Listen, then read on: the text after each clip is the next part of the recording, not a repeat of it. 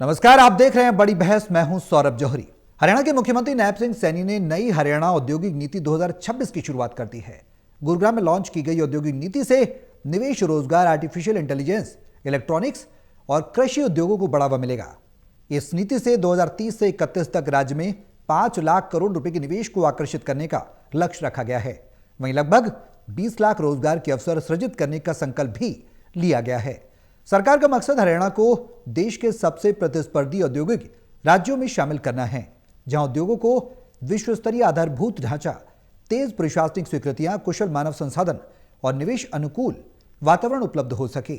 ऐसे में देखना होगा कि मेक इन हरियाणा से विकसित हरियाणा और विकसित भारत का संकल्प किस हिसाब से पूरा सरकार करेगी और क्या कुछ लक्ष्य सरकार ने तय किए हैं।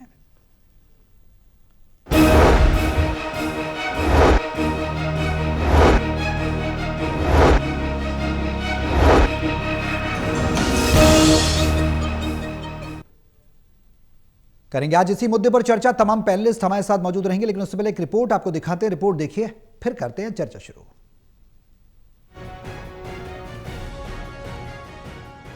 इंतजार खत्म हुआ।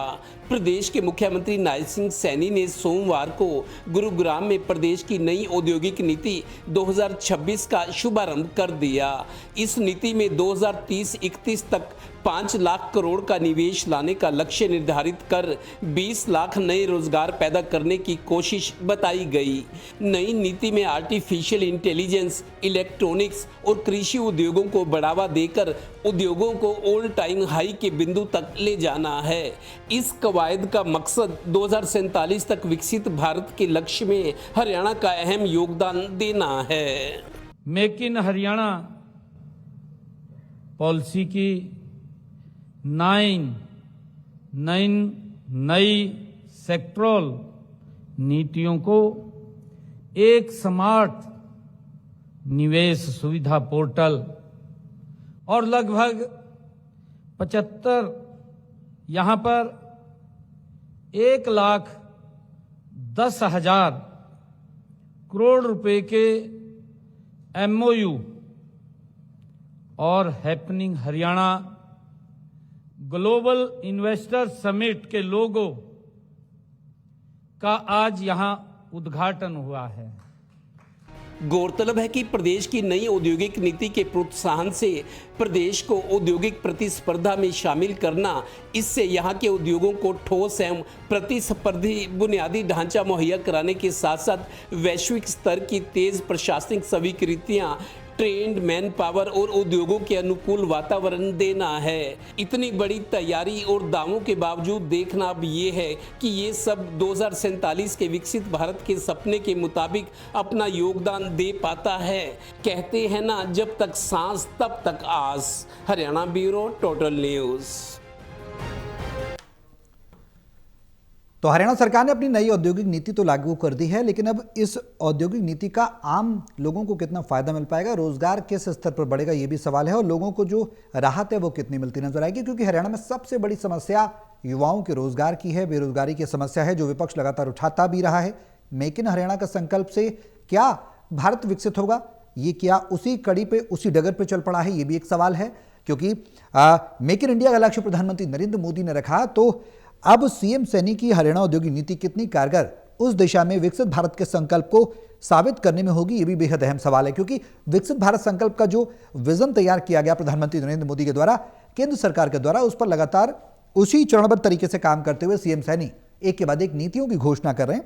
और ये औद्योगिक नीति कई मायनों में अहम मानी जा रही है, क्योंकि इसमें इन्वेस्टमेंट बढ़ेगा, जाहिर सी बात है, निवेश बढ़ेगा तो रोजगार की जो अवसर है वो भी मुहैया होंगे। आर्टिफिशियल इंटेलिजेंस, AI का तकनीक का इस्तेमाल जो है वो ज़्यादा से ज़्यादा होगा, क्योंकि AI का तकनीक जो है वो टेक्नोलॉजी जो है उसका अगर आप इस्तेमाल करें तो कई मायनों में बेहद अहम हो जाता है। क्योंकि साइंस की फील्ड में AI समिट हमने देखा दिल्ली में जो हुआ भारत मंडपम में, उस समिट का भी लक्ष्य यही था कि भारत में युवाओं को ज़्यादा से ज़्यादा AI के जरिए प्रशिक्षित किया जाए।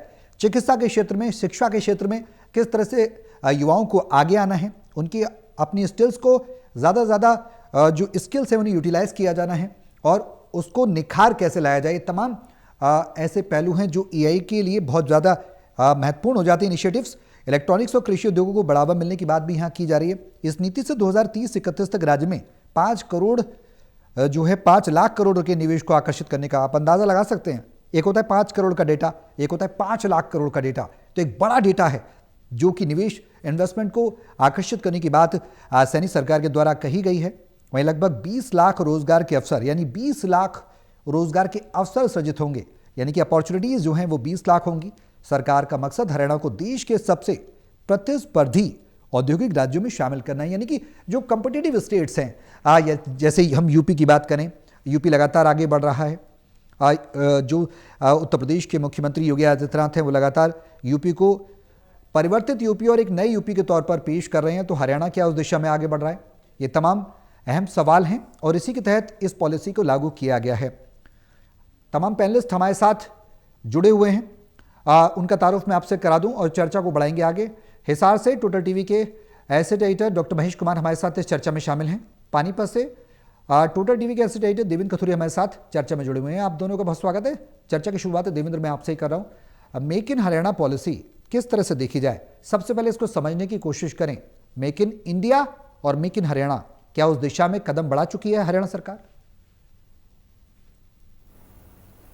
देखिए सौरभ, सबसे पहले तो हमें ये सोचना होगा, जिस तरीके से युवाओं का आक्रोश सामने आ रहा है, कई तरह की बातें हो रही हैं हमारे पड़ोसी देशों में, भारत में भी कुछ इस तरह का एक माहौल बना, मतलब युवाओं का आक्रोश सामने आया है। लेकिन इससे पहले कि कोई रिएक्शन हो, उसके जरूरी कदम उठा लेने चाहिए।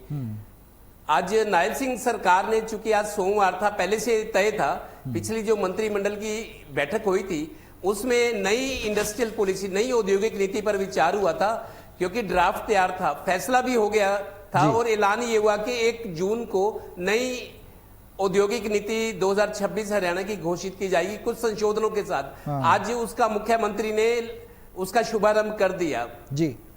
दरअसल इंडस्ट्रियल पॉलिसी तो पहले भी चली थी, लेकिन जो जरूरी, मुख्यमंत्री ने बजट से पूर्व जो उद्यमियों से बातचीत की थी अलग अलग शहरों में, फरीदाबाद, गुरुग्राम, पानीपत, हिसार, पंचकुला, तो कुछ उद्यमियों ने अपनी बातें रखी थी कि हमारी असल समस्या क्या है। तो मुख्यमंत्री ने उनको समझा और कहा था कि सरकार इस पर विचार करके जल्दी कुछ करेगी और उसी मुताबिक ये हुआ है। युवाओं को रोजगार मिले। देखिए, ये जो आज मुख्यमंत्री ने ऐलान किया है जी, 5 लाख करोड़ का इन्वेस्टमेंट, 5 लाख करोड़ काफी बड़ा अमाउंट है। बिल्कुल 5 लाख करोड़ का इन्वेस्टमेंट हो, इसके लिए योजना तैयार की गई। लेकिन आपको बता दूं, ये कोई 1 साल 6 महीने में नहीं होगा सौरभ।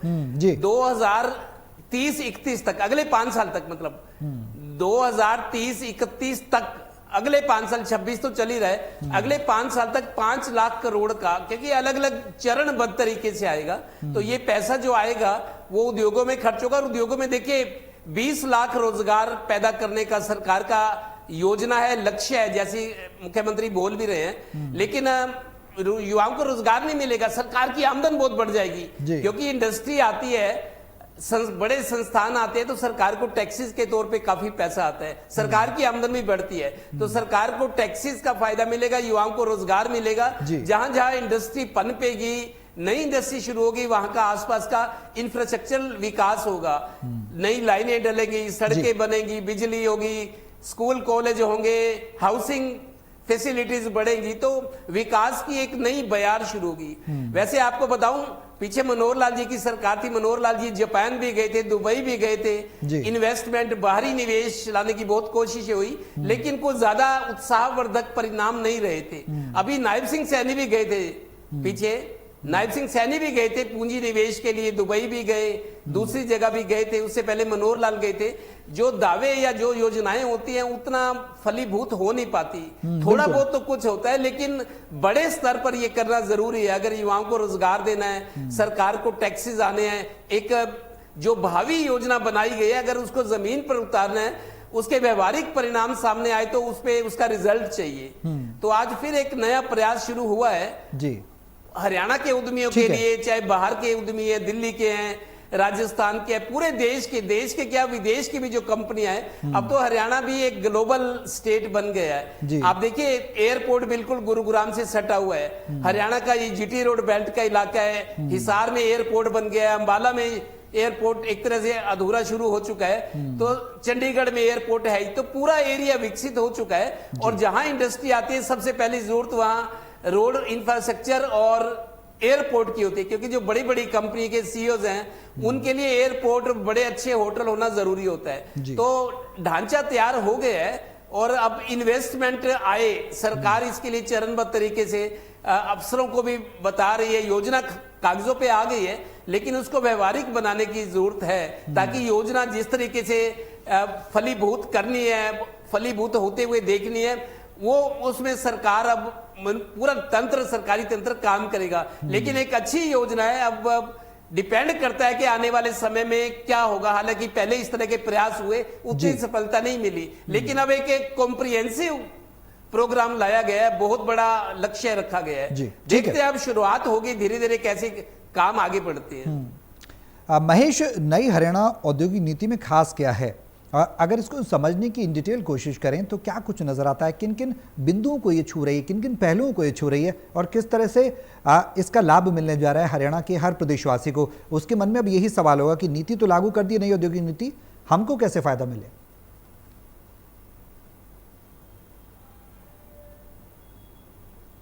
महेश, आवाज मिल रही है? देखिए, मुझे लगता है कि सबसे महत्वपूर्ण जो इसमें फैसला लिया गया है वो नए तरीके से कैटेगराइज किया गया है। अभी तक जो है वो पिछड़े क्षेत्रों को अलग तरीके से रखा गया था, एनसीआर के क्षेत्र को एक अलग कैटेगरी दी गई थी, ए कैटेगरी, बी और सी कैटेगरी, इस तरीके से वर्गीकृत किया गया था। कुछ ऐसे इलाके भी थे जहां पर जो है सीएलयू की बहुत ज्यादा जरूरत नहीं थी और वहां पर किसी भी तरह की इंडस्ट्री लगाई जा सकती है, लेकिन उन इंडस्ट्रीज को लगाने में किसी की भी दिलचस्पी नहीं थी। स्थानीय लोगों ने इक्का दुक्का कहीं किसी ग्रामीण क्षेत्र में कोई अगर छोटी मोटी यूनिट लगाई भी तो वो कामयाब नहीं हो पाई। ज्यादातर जो फोकस है वो इन्वेस्टर्स की बात की जाए और चाहे जो घरेलू जो बिजनेसमैन है उनकी बात की जाए, हरियाणा प्रदेश के रहने वाले लोगों की बात की जाए, उन्हें सबसे ज्यादा आकर्षित करता है दिल्ली का इलाका, यानी दिल्ली का सीमावर्ती जो क्षेत्र है और खासकर गुरुग्राम। वहां पर सबसे कीमती जो संसाधन है वो सरकार से बहुत सस्ते में ये तमाम कंपनियां लेना चाहती हैं। पहले भी हमने देखा कि जब भी इस तरह का इन्वेस्टमेंट लाने की कोशिश सरकार की तरफ से की जाती है तो ऑफर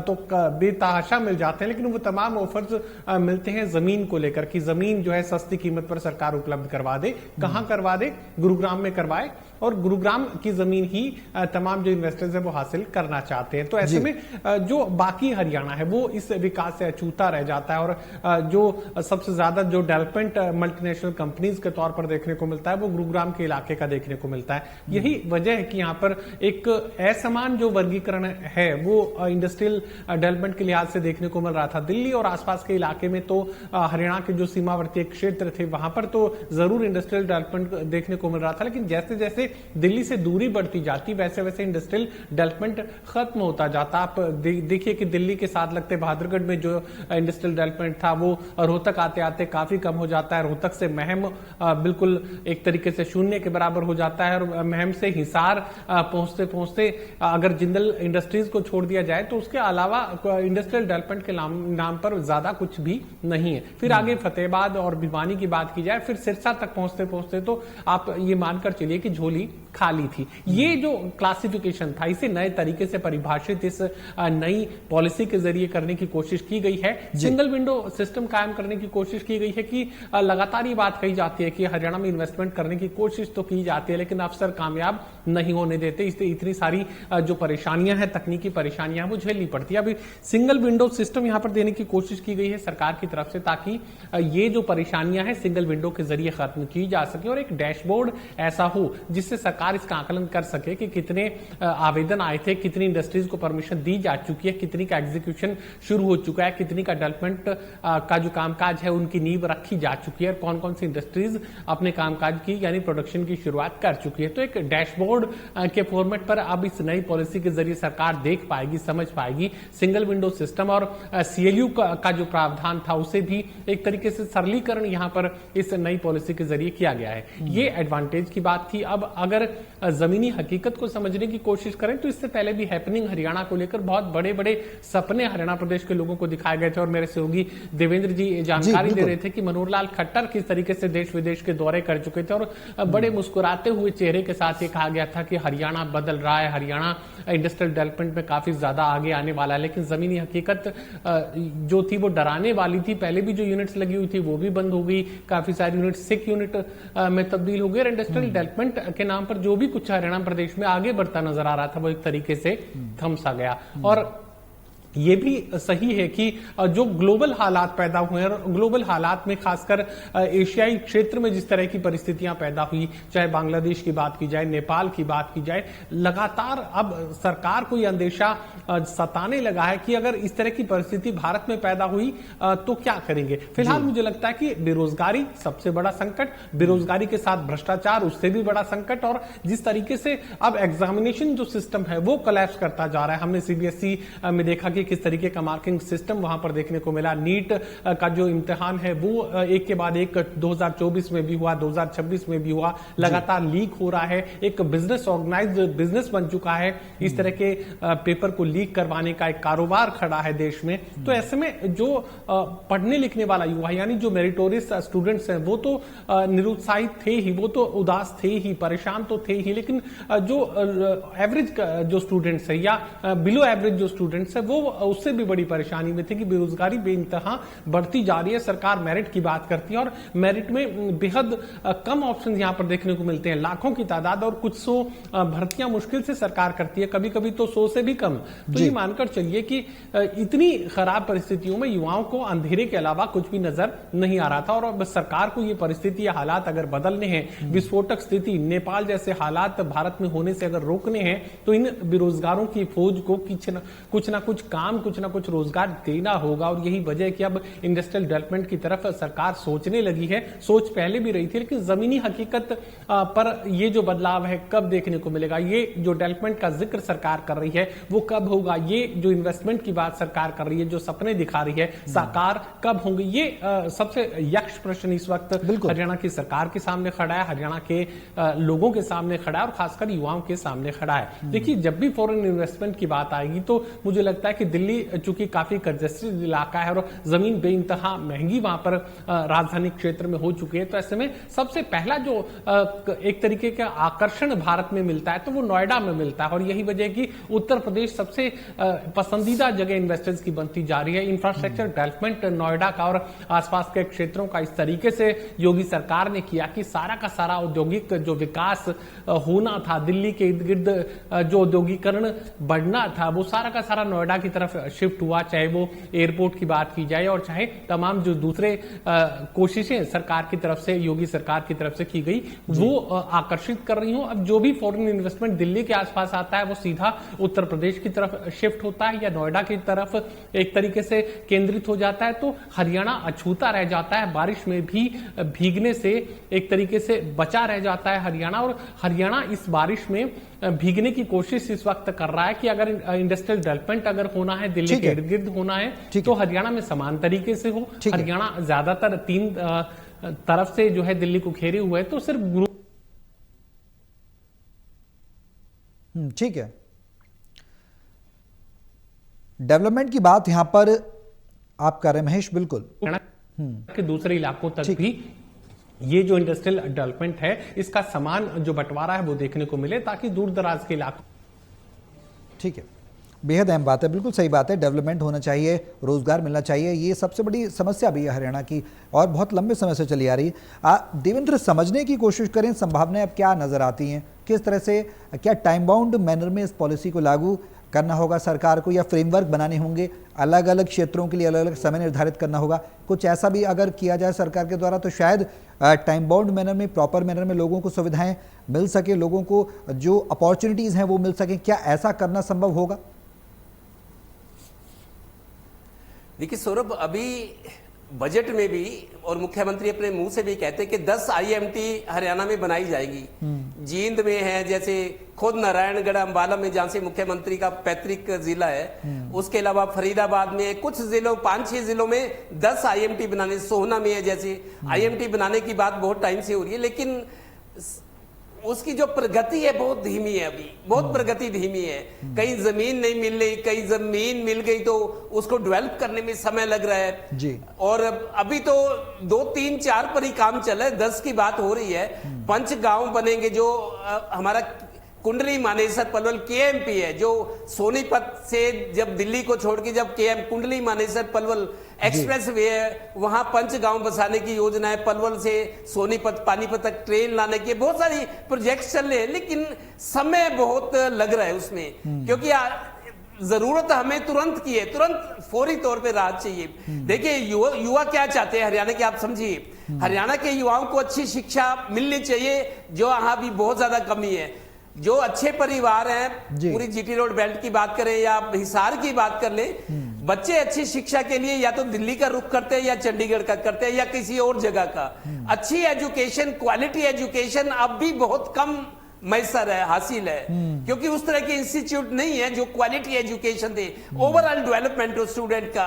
तो उस तरह के इंस्टीट्यूट अभी बहुत, कहने को तो हरियाणा में 28-29, छोटा सा हरियाणा 2% आबादी है पूरे देश की, लेकिन 28-29 यूनिवर्सिटी प्राइवेट और सरकारी चल रही है। क्वालिटी एजुकेशन मैटर करती है, जिसकी बहुत टाइम से डिमांड की जा रही है। यहाँ के युवा दिल्ली कहीं और चंडीगढ़ की तरफ पढ़ने जाते हैं। एक तो अच्छी एजुकेशन हो, फिर रोजगार हो युवाओं के लिए, और दूसरी बात, युवाओं को अब ये लग रहा है कि सरकार हमारी चिंता नहीं कर रही, सरकार अपने सपने दिखा रही है, अपने सपने बेच रही है। जो मौजूदा स्थिति है, अच्छी एजुकेशन मिले स्टूडेंट को, उसके बाद पढ़ने के बाद रोजगार मिले, अच्छी कानून व्यवस्था हो, अच्छा वातावरण हो काम करने का। अब सरकार की बहुत सारी योजनाएं हैं कि आप फलानी योजना के तहत लोन लेके अपना काम शुरू करो। भाई उस तरह के अभी अनुकूल परिस्थितियां नहीं है। आप बैंक में लोन लेने जाओ, आराम से लोन नहीं मिलता, आसानी से लोन नहीं मिलता, बहुत सारी दुनिया भर की कॉम्प्लिकेशंस हैं। और ये भी शिकायत है कि लोन पास कराने के लिए सेवा भी करनी पड़ती है। बहुत सारी मतलब जमीनी कठिनाइयां बहुत हैं। और अगर जैसे अभी इन्वेस्टमेंट की बात हो रही है कि बाहर की कंपनी आएंगी, वो दिल्ली के आसपास आएंगी, गुरुग्राम में, फरीदाबाद में आएंगी, रेवाड़ी में आएंगी, जो दिल्ली के साथ का इलाका है, जहाँ एयरपोर्ट है, जहाँ अच्छा इंफ्रास्ट्रक्चर है, अच्छे हाईवेज हैं, लेकिन जो अंदर का हरियाणा है, जो अंदर का जैसे कैथल जिला है, जींद हो गया, भिवानी हो गया, अंबाला हो गया, कुरुक्षेत्र हो गया, बहुत सारी संभावनाएं हैं, लेकिन वहां भी जोर देना चाहिए। अगर कुरुक्षेत्र के बच्चों को आसपास रोजगार मिले, वो दिल्ली गुरुग्राम क्यों जाएंगे, जहां कमरा ही 20,000 रुपए में मिलता है। एक कमरा 15-20 हजार रुपए से कम नहीं मिलता। कुरुक्षेत्र का युवा रोजगार के लिए गुरुग्राम कैसे जाएगा? वहां तो उसको 50,000 रुपए चाहिए, वहां रहने, खाने, आने जाने के लिए अपनी जरूरतें पूरी, वहां 50,000 की नौकरी चाहिए उसको। अपने घर के आसपास रोजगार हो, गांव में हो, क्योंकि हरियाणा में सड़कें अच्छी बन गई हैं, मोटरसाइकिल पे, कार पे आदमी अप डाउन कर सकता है। कुरुक्षेत्र वाले को कुरुक्षेत्र के आसपास रोजगार दो, कैथल वाले को कैथल, जींद वाले को अंबाला, जाहिर सी बात है, ये बड़ी बात है। ठीक है, घर के आसपास 20-50 किलोमीटर में रोजगार मिले, वो उसको ये है कि शाम को घर आ जाए, अपने घर में रहे, खाना खाए, उसको 2 पैसे बचेंगे। अब यमुनानगर का अगर कोई स्टूडेंट, लड़का लड़की नोएडा में नौकरी करे या गुरुग्राम में, 50,000 रुपए उसको अपना मेंटेन के लिए खर्चा चाहिए, बिल्कुल सही बात। बचाएगा क्या अपना भविष्य, अपनी शादी के लिए घर वालों की मदद कैसे करेगा? इस तरह की बहुत सारी दिक्कतें हैं। खाली योजनाएं बनाने से नहीं, घोषणाएं से नहीं होता, उस तरह की फीलिंग आनी चाहिए कि हाँ अब गंभीरता से काम हो रहा है, ताकि उनकी तसल्ली और रिएक्शन में कमी आए। 30 सेकंड में महेश आपसे कंक्लूड कराऊंगा। ओलंपिक, पैरालंपिक, कॉमनवेल्थ गेम्स में हमने देखा हरियाणा के युवाओं ने बहुत अच्छा नाम किया, दुनिया में भारत का नाम रोशन किया। अब युवाओं को गति देने का समय है। क्या इन संभावनाओं के बाद, इन पहलों के बाद, क्या युवा संतुष्ट हो पाएंगे? चौतरफा शॉर्ट में बताइएगा।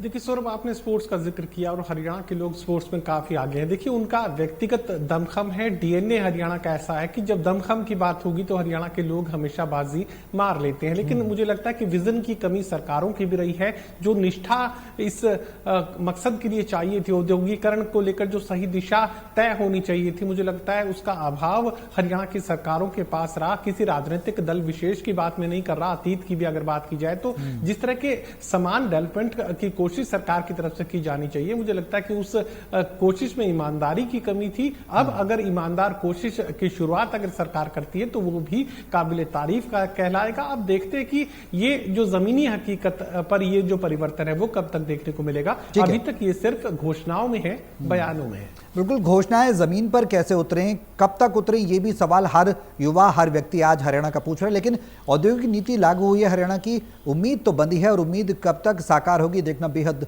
अहम होगा। बहुत शुक्रिया आप सभी का इस चर्चा में शामिल होने के लिए। यहां पर रुक रहे हैं ब्रेक के लिए।